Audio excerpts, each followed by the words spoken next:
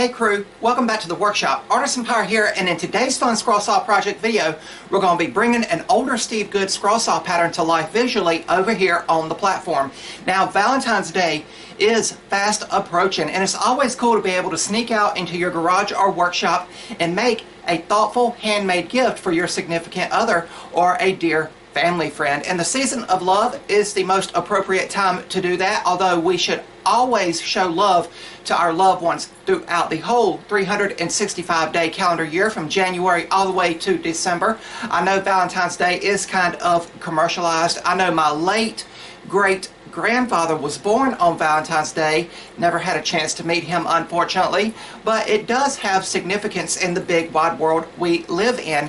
And the pattern that I've selected here is going to really show off what a scroll saw is capable of with the mechanical nature of it. I love kinetic art or things that move and interlock. I used to watch a lot of YouTube videos back in the day of like kinetic sculptures, and like marble runs where a marble would go through a maze and stuff like that. So this project here really represents it, and I have all the material that we are going to need right here in the palm of my hand, so it don't take up a lot of material. You could make it out of basic 1/4-inch material, that's what this project calls for, or you could make it out of exotic or hardwoods, which is what I'm going to be doing in today's video. What we're going to have here is a steampunk inspired heart design, and you can see the full design for the heart here. It's got some windows to where you're going to be able to see the interlocking gears here. As I said, it's going to be a kinetic piece of art that you can move, kind of like a fidget toy. And then the 1/4-inch dowel rod is going to hold everything together with some 1/4-inch holes we'll drill precisely over at the Craftsman drill press. But here is all of the scroll saw work. Now, I hope it goes without saying that with the tedious nature of the teeth of the gears and the way that they are going to interlock, you need to be as loyal as you can be to the cut line. So if you have a variable speed scroll saw, you might want to slow it down just a little bit to where you can get in and out to all of the teeth on those gears precisely. As always, taking your time and letting the blade do the work. And I figured for this project I would use some nice exotic woods. So for the first time ever to my knowledge, we are going to be scrolling out Purple Heart over at the scroll saw. I picked this up at Clingsboro Woodworking Shop in Cary, North Carolina. They have a new scrap bin where you can buy exotic and hardwood cutoffs by the pound. So I got this piece here. It was a little bit more left to it. It's a 1/4-inch, a little thicker than a 1/4-inch in thickness, so it's going to be real good the way these are going to need to move. But I got this piece and a piece of zebra wood. I think it was around $5. That's US currency, but I thought it would look really cool once the clear coat was applied. And then for the interlocking gears, we're going to use just basic scrap 1/4-inch material. And for support for the pieces, I'm going to stack cut and make 2 of these, but please be aware that we're only going to need 1 of each gear, the big and the small.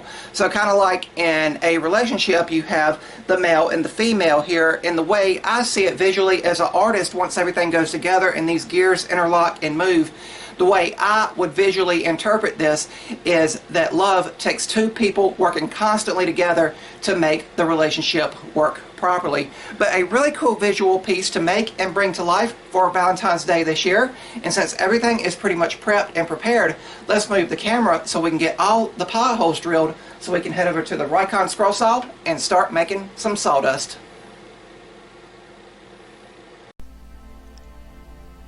And over here on the workbench, we're going to take the Seiko scroller's drill and a small drill bit and drill out most of the pilot holes for internal cutting.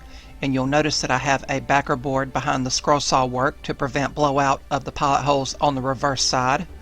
But then we'll step over to my grandfather's Craftsman drill press and take a 1/4-inch drill bit and carefully line it up to drill where the 1/4-inch dowel rod will go during the assembly process.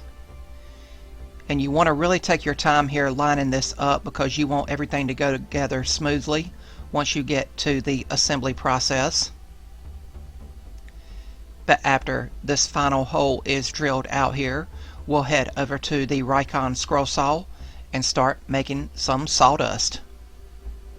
For all of the scrolling on this project, I'll be using a number 5 Ultra reverse tooth blade, and it will cut through all thicknesses of material we are scrolling out in today's video exceptionally well with minimal chip out. As I said, to my knowledge, I had never really scrolled out Purple Heart over at the scroll saw, and I was surprised by how smooth it scrolled. Keep in mind, this is just a little bit thicker than 1/4 inch in thickness, but the scroll saw blade went through it like butter. If you guys would like to try this pattern, it is an older Steve Good design and is available as a free pattern download over at his pattern catalog at scrollsawworkshop.blogspot.com. Thank you, Steve, for all of the amazing and versatile scroll saw patterns that you offer. But we will soon be switching to a close-up view to give you guys a better perspective here. And with some of those tight V points, you can see how I achieve those by going in one side of the V, backing the blade out and going into the other side.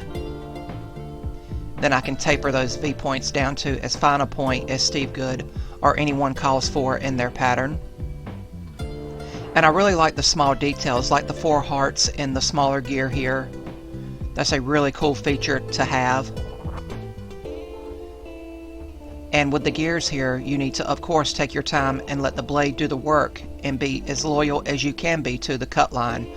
You want to make sure that the gears will interlock and move properly and smoothly once you get the project assembled.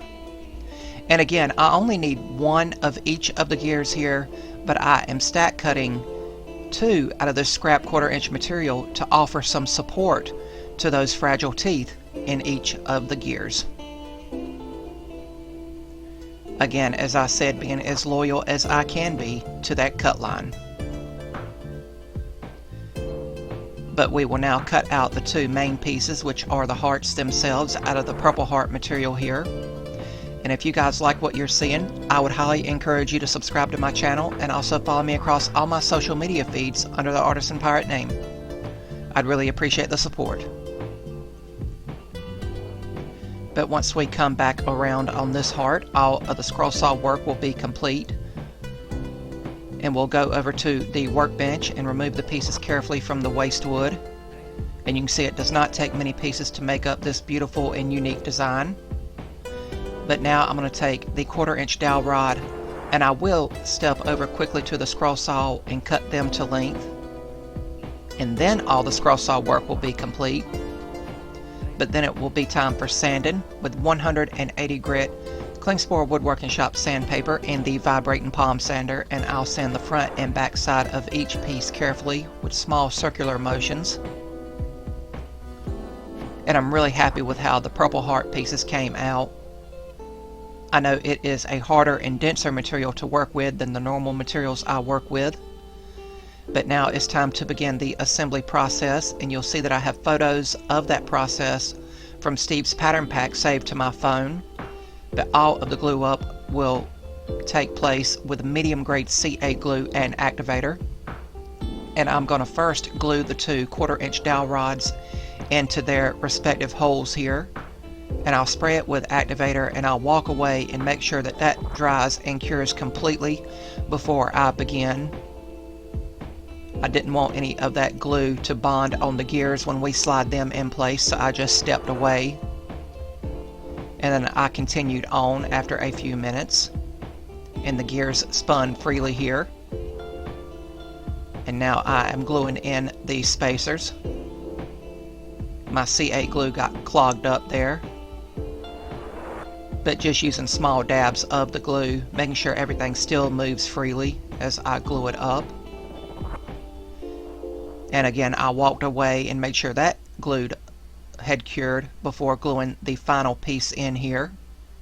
And after this glue dried, off camera, I stepped away to make sure that everything was dry, but I also took my Dremel tool and I sanded the 1/4 inch dowels flush. And I did that off camera, as I said. But now I can remove these 2 clamps. You can see how everything moves here. And now it's time to apply a finish. And for a finish, I'll use Rust-Oleum Clear Gloss, and I'll give it a couple very light coats. I didn't want to oversaturate the piece because I didn't want any of that clear gloss to seep down into, again, the gears and clog them up to where they couldn't move freely. But I really like how it made the project pop and stand out.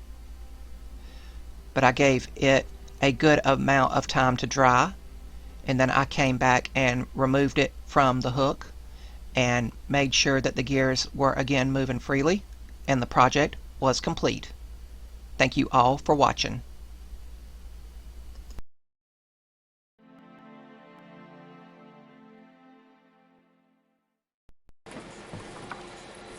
And here we have the completed miniature steampunk inspired heart with moving gears for Valentine's Day 2026, and I think it finished up spectacularly well.